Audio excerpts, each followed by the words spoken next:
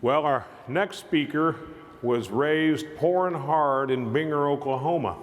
He picked cotton and hauled propane to make ends meet. In a small world, Johnny Bench and I were born in the same hospital in Oklahoma City. It is a small world. He knew he wanted a better life, and baseball became his way out. He has had one of the most successful careers in baseball. Johnny Bench was elected to the Baseball Hall of Fame in January 1989, and he's undoubtedly the greatest catcher ever.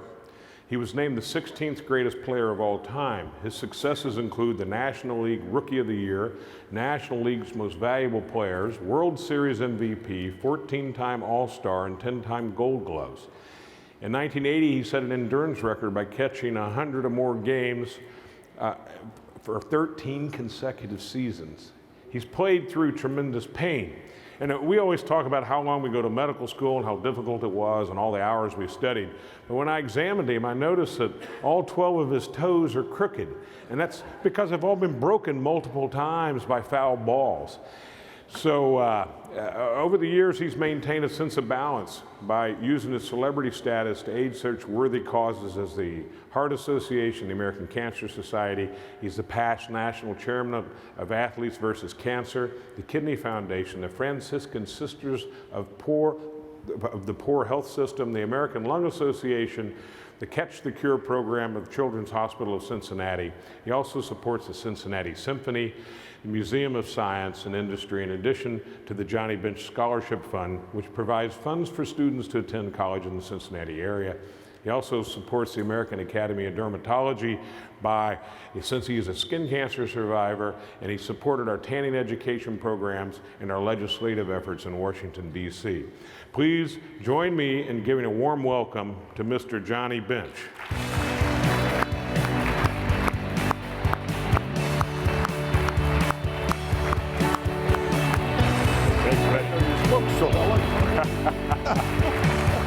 Thank you. Wow. I got here a little late. That sounded like the last guy was trying to grow hair. Was that?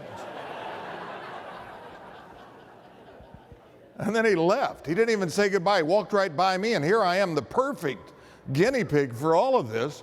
I mean, you know what they say. The Lord gave everybody the same number of hormones. If they want to use them to grow hair, that's fine.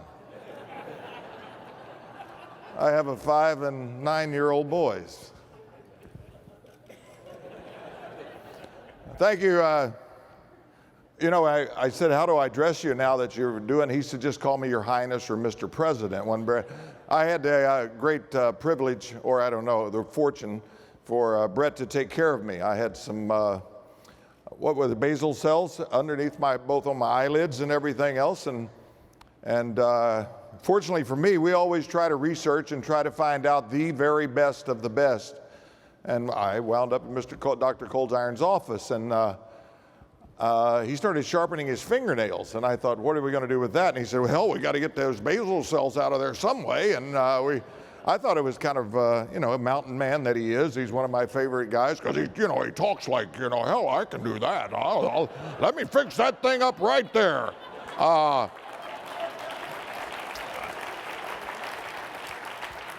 got a facial. And out at a club, and the lady said, well, you probably should have these checked and everything else, and there's a couple of things on your back. So I go in and see Brett and said, hell, let me show you the way I do that one. I do the kind of like, okay, you're fine. Go ahead, you're great. Okay, that's good. Man, here I am in San Francisco, and with all of you. It's unbelievable. I'm a kid from that small town in Binger, Oklahoma, a town of 661 people. Graduating class of 21. A lot of things go on in your life. And I saw Mickey Mantle playing on TV when I was 3 and a half. Are you taking pictures? Go ahead. One more. One more. Go ahead. Because when you're talking, you ever notice that when you're talking, every time they take a picture, it's like, you always come up with this stuff. And I saw Mickey Mantle playing on TV, and I said, and I heard he was from Oklahoma. And the next superstar, and I said, I want to be a Major League Baseball player too, Dad. And he said, well, catching was the quickest way to the major leagues and what the major leagues need. So I became a catcher, but I never caught. When you only have kids that, my dad started the team and I was 6 years old. We rode around the back of the pickup truck, and we would drive around town and knock on doors just to try to get a ninth kid. Can Brett come out and play? No, he's working today. And then we go out and he says, well, can Billy come? Yeah, but you have him back here by 2 o'clock. And we'd go play and we would lose. Nobody played baseball in Bingard. We'd lose and my dad would say, that's all right, let's get him tomorrow. Let's go get a cheeseburger. And we go get a cheeseburger. And I kept playing against my older brothers who were 5 and 6 years older than I was. And I competed, and they were tough on me. And we played tin can and home run derby, and we played, and we got better.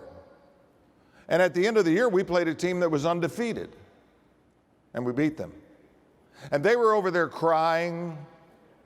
Today, it's the parents that are over there crying. I'm still amazed. You folks really thought you could play. You never had any talent whatsoever. That's why you became dermatologists. This had nothing to do with sports. You couldn't play, so you think you're telling your kid, oh, I could do that. No, you couldn't. And I looked over at my dad and I said, Dad, what's wrong with them? He said, they haven't learned to lose yet, son. Let's go get a cheeseburger. So, in second grade, I've got to make this quick because we had so much follicle talk up here. In second grade, Mrs. Tate asked everybody Mrs. Rosser asked everybody what they wanted to be, and we all had our answers, 4 or 5 people. Sharon wanted to be a school teacher, Sue wanted to be a postmaster, Linda wanted to sing country music, Ronnie wanted to be an insurance agent, and I said I want to be a Major League Baseball player, and they laughed. Nobody Major League Baseball player. In the 8th grade, in Mrs. Tate's class, when she asked everybody, and we all had the same answers, they laughed again at me. In the 8th grade, I'd gotten in school a year early, and they let me stay because my grades were all right. And so they let me stay, and here was in the 8th grade at 5'2", the same size hands, which will hold 7 baseballs, the same size feet, size 12, and the same size head with hair. So you can imagine what I looked like at that time. The only people scouting me were Barnum and Bailey. I could have made Cirque du Soleil, I think, a new hit. Well, I grew 9 years over the next couple of years, and they didn't laugh so much my junior year, and I signed when I was 17 years of age. Got on my first airplane, went to Tampa, Florida, got off the plane, they took me to the ballpark, I warmed up the pitcher, they dressed me out, I warmed up the pitcher in the bullpen in the 7th inning, warmed up the pitcher at home plate in the 8th, and I caught the 9th inning of that ball game. 17 years of age, 6 pair of Levi's, 1 pair of dress pants. And didn't have any place to stay. I stayed over at some of the pitchers had an apartment. I slept on a hideaway sofa, and I got up in the morning. Wow, clothes still on the floor, breakfast wasn't ready. And you talking about a 17-year-old kid that needed his mommy pretty bad, that was me. And I had to grow up. I had to be a man. I had to be mature overnight. I was a professional. I was making $500 a month. And I had to be a man, and I had to mature, and all that growth period and everything else. So I didn't have that same luxury. I wanted to go to college. I was going to be a pharmacist because I thought that was the way to go. Is that a shock to you? Yeah. Well, my cousin was making $35,000. My dad was making $6,000, and I was good at math, So I was going to be a pharmacist, and here I was. I didn't have the same opportunity a lot of your kids had of going to college for those 5, 6, or 7 years to mature. And then the 6 months overseas in Europe just sort of adjust themselves before they came back and got a job at Outbacks. I didn't have that luxury. So I had to be a professional. Here I was, at 19 years of age. I'm in the major leagues. Played in Tampa, played in Hampton Newport News. Newport News. You learn a lot of lessons. This is it. I don't know if it'll associate with any of you, but you try to give lessons to people. You were always trying to tell people to wear your sunscreen and make sure you reapply it every 2 hours, because I did the whole thing for you guys with Play SunSmart. And it was a great learning experience and everything else. What's the correct SPF? Do you know that? Oh, yeah, 30 or greater. 30? Okay, or greater. You can use greater. Okay, there. I'm always asking. I want to learn all the time. It's just the way I do that. But you learn things. I mean, here I am in the Carolina League, and we had a guy, Now, when you're on Class A, it was a high Class A, but if you're coming down from AA or AAA and you're in Class A, it's kind of like a sign you're not really going too much farther. And some of these guys adjusted and did different things and treated it different ways. One guy named Gary Stroot started drinking quite a bit. And we had a manager by the name of Pinky May who was very smart. And he decided he needed to call Gary in just for his benefit. And so he called him in. He took 2 glasses. He put water in one, put Jim Beam in the other. And he took out a fishing worm and he put it in the water, and the worm just swam around. He took the worm out and put it in the Jim Beam, and the worm kind of died straight out. He said, "You see the point I'm trying to make, Gary?" He said, "Yes, sir. If you drink, you don't get worms."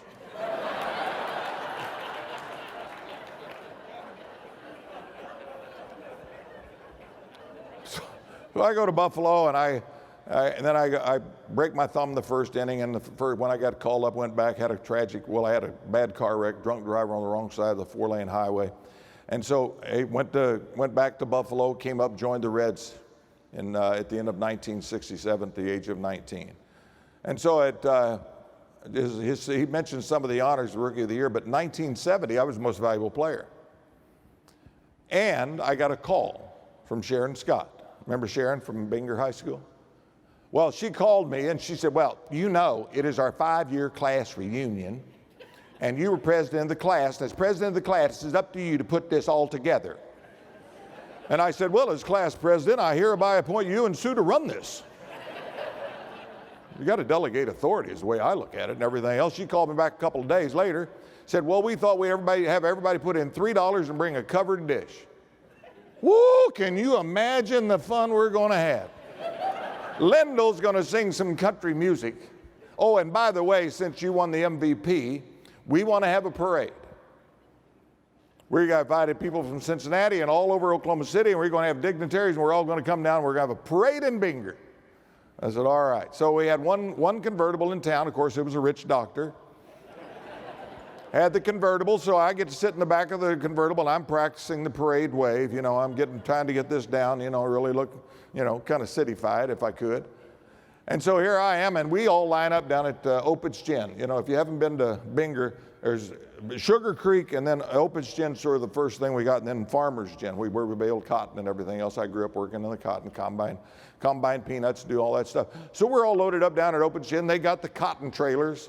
They got the tissue dyed, and it's all through the chicken wire. Congratulations, Johnny, MVP. And we all line up, and we're here. We got it all ready, and we are head uptown, and nobody's there. Everybody is in the parade.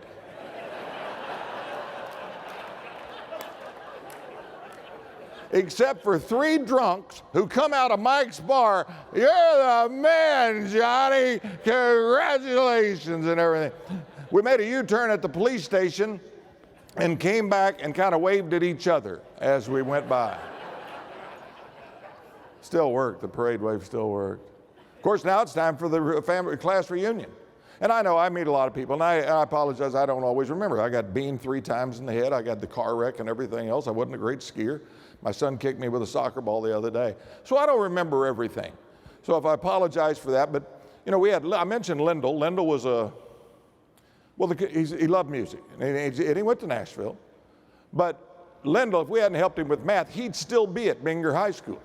He couldn't figure out anything. And I get up to the high school, and this limo pulls up. It's so big you have to go around the block to turn it around. And Lyndall gets out of the car. I said, "Lyndall, what on earth is going on?" He said, "Well, I'm not a greedy individual, Johnny." I said, "What do you mean?" He said, "Well, you remember I married Marie Rasnick?" And I said, "Yeah." So remember her dad had that cattle farm out there? He says, "Yeah." And I said, "We'll figure this out. We built a big steak restaurant out on the 4-lane highway. We buy steaks from her dad for $1 and sell them for $4. And I've been happy with that 3%. I am not a greedy individual." I said, "That really works for me, Lyndall. It really does." And then I got walked into the school, and here I walk, the first guy comes up to me and says, "You don't remember me, do you?" And I said, "Yeah, you're Charles Walker. You taught physics too." He said, "Well, that's impressive." I said, "Let me tell you something even more impressive. X to the 5th power times x to the 5th power is x to the 10th power. Because you add exponents, you don't multiply them. He said, that's incredible.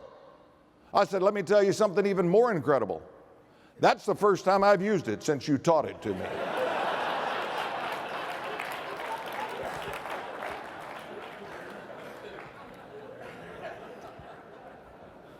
Called my buddy the other day. He said, thanks for calling. I'm making some changes in my life. He said, please leave a message. If I don't call you back, you're one of the changes.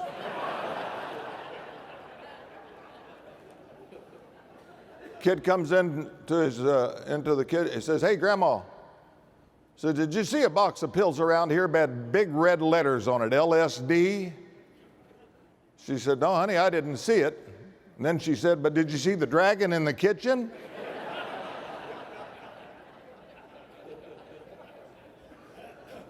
I started in 4-H in the 8th grade.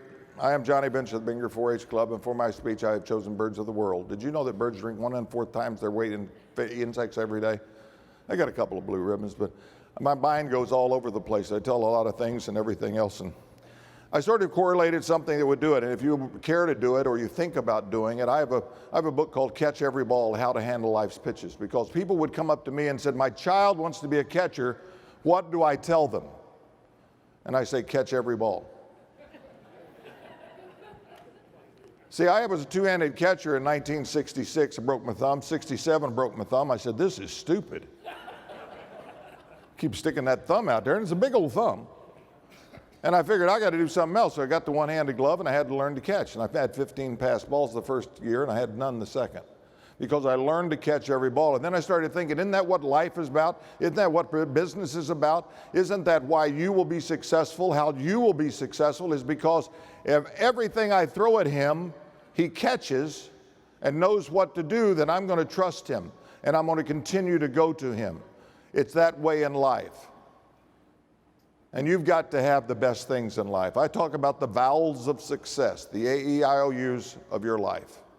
You can have your own A's. You can have your own E's. In fact, when I wrote the book, I asked a lot of my friends if they would give me their vowels of success. Bobby Knight, everybody knows the great basketball coach. I asked him if he'd give his vowels, and he first said, yeah, and I came, and so I got them, and here they are. First A, keep the assholes away from you.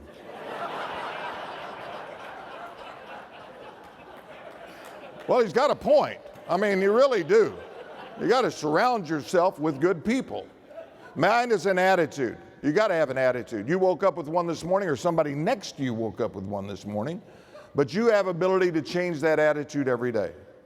You can be the best that you can be. Accountability. Do you count for something? Are you accountable for so many things? Answers. My kids are kindergarten and 3rd grade, and I went to the headmaster. I said, would you give my kids the answers? I said, isn't that what school's supposed to be? He said, that's interesting, because I used to put them up on the wall. The answers. I mean, they write this academia stuff so difficult, even when I'm helping him. You have to go through the chapter 2 or 3 times, because I want to know what life is going to be for him and how it's going to work. An attitude is like the boy who got the ball and the bat. And he said, Dad, watch this. Watch this, Dad. Watch this, Dad. Did you ever see such pitching in your life?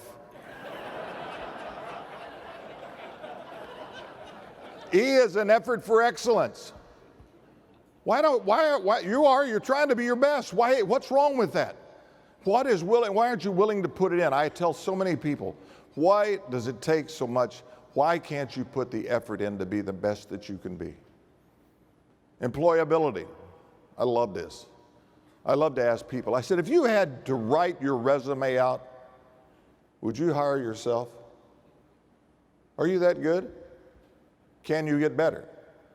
There is no I in team. It's all I's, folks. You better have the best individuals that you can get working with you. They don't just say, let's take that group over there, that's a good team. They'll work together. No. When they pick the all-star team, who do you take? Best players at each position. So every time you're in surgery and you needed something, they were there. A lot of times they were ahead of you because you had all those people that were working with you were the top of the class. They were the best individual. O is an opportunity. So many opportunities. Wow. The unknowns of the unknowns of the unknowns is unknown to me. And that's what they're talking about, and all the things that you're trying to do and accomplish and everything else. I mean, for all these things, we can put man on the moon and we can't grow hair yet. They said there's a dead follicle. I saw rats up there, mice, or I think it was a mouse with a nice head of hair. Why are we doing this on mice? You can't get a date with a good mouse if you wanted to. I've been out with a few rats, but I have never been into this.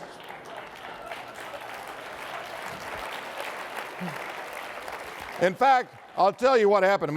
When as a catcher, and I'm gonna have to do this because I can't squat and I don't want to. So when I was a catcher in the minor leagues, they had that old, just plain old soft hat, and the umpire said, "You got to get lower, son." So I would get low like this, and all those foul balls would just go right down through there.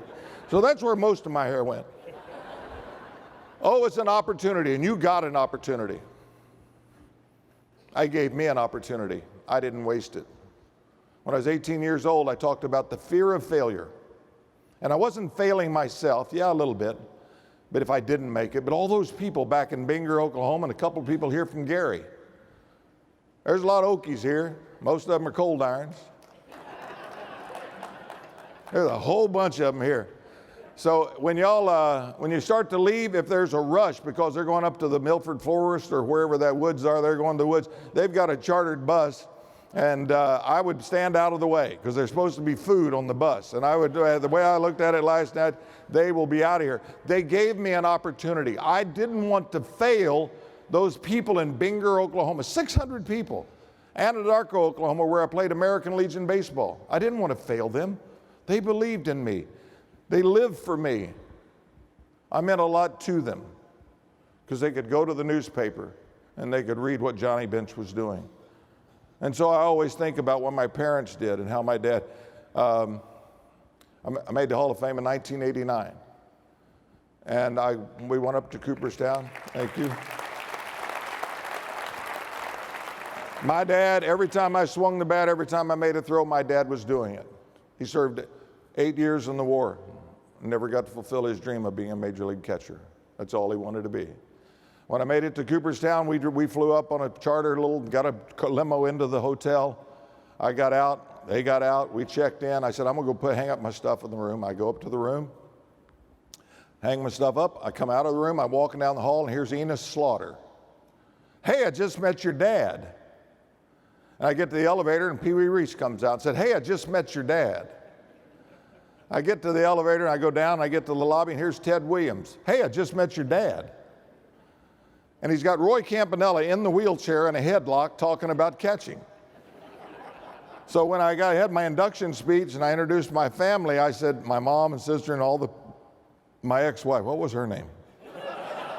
Oh yeah, plaintiff. I remember that was.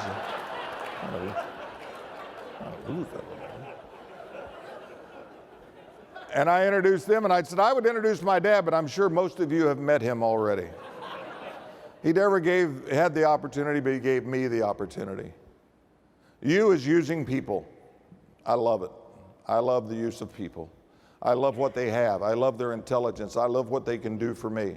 I love the fact that when I had lung surgery, I was the first one to ever have staple surgery. I don't know if you knew that, Boris, but I was the first one to have staple surgery in America. I had a thoracic surgery in 1972, 4 days after I turned 25 years old, to remove a benign lesion, a coccidioid demycosis, and I know that's not exactly right, but it's pretty good for a kid from Binger, I gotta tell you that. I could have said San Joaquin Valley fever, which would have been a little bit easier, but I had a spot taken off my lung. And so, I mean, a lot of things, so many things, so I like to use the people. So what do? We go out and found out who was the best chest guy, who was the best thoracic guy, and it came back as Dr. Luis Gonzalez. He was from Mercedes, Texas, and here he was in Cincinnati going to one of the great medical schools in this country. And then I got Brett. And then I got my things when I'm doing it, because I want to have the best. I want to make sure that I use the people. I mean, I don't know that much about mechanics, so I'm going to take my car in. If I'm going to do a computer, I'll go to my son, I'll go to another nerd. I'll take people. That's just the way smart is, okay? Somebody saw that. I read it in the book the other day. They used 3 of my vows. Aspire to inspire before you expire. I never got to go to college, and Brett mentioned the fact that I have 84 kids on scholarship, raised a little over $2.7 million last year between the abused kids, the children's charities, and our warriors, and doing something that gives them the opportunity that I've had, maybe to create something to become better, and all of you who give so many things. Itemize the things you covet as you squander through your life. Bigger cars, bigger houses, term insurance for your wife. Tuesday evening with your harlot, and on Wednesdays it's your charlatan analyst. He's high up on your list. You've got air-conditioned sinuses and dark disturbing doubt about religion, and you keep those cards and letters going out. While your secretary's tempting you, your morals are exempting you from guilt and shame. Heaven knows you're not to blame. You better take care of business, Mr. Businessman, if you can, before it's too late and you throw your life away. Did you see your children growing up today? And did you hear the music of their laughter as they set about to play? Did you catch the fragrance of those roses in your garden? Did the morning sunlight warm your soul and brighten up your day? Do you qualify to be alive, or is the limit of your senses so as only to survive?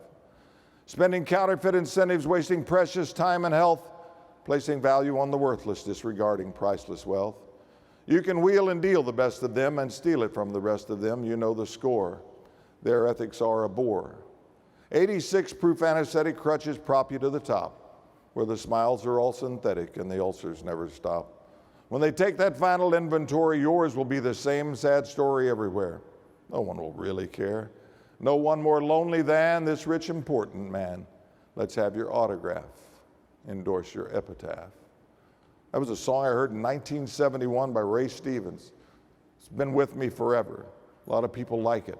And the fact that all of you are making sure that what you're doing and the designs of what you're doing and the benevolent things that all of you do, and try to make all of our lives. We are making more and more people aware of the sun and what it can do to you. And through the continued efforts of what I'll do, what you'll do, what all of our pharmaceuticals will do, what pharma for being nice enough to bring me in here today, I want to thank them very much. But it's been fun. Last night I met a lot of you. Of course, a lot of you probably weren't invited because it was a very big deal. And and I think there was 700 people or 600 people. If you weren't on that list, it's because they had 473 Coldirons that were at the event last night. So, Brett, thank you for having me. I can't thank you enough. Have a great time, everybody.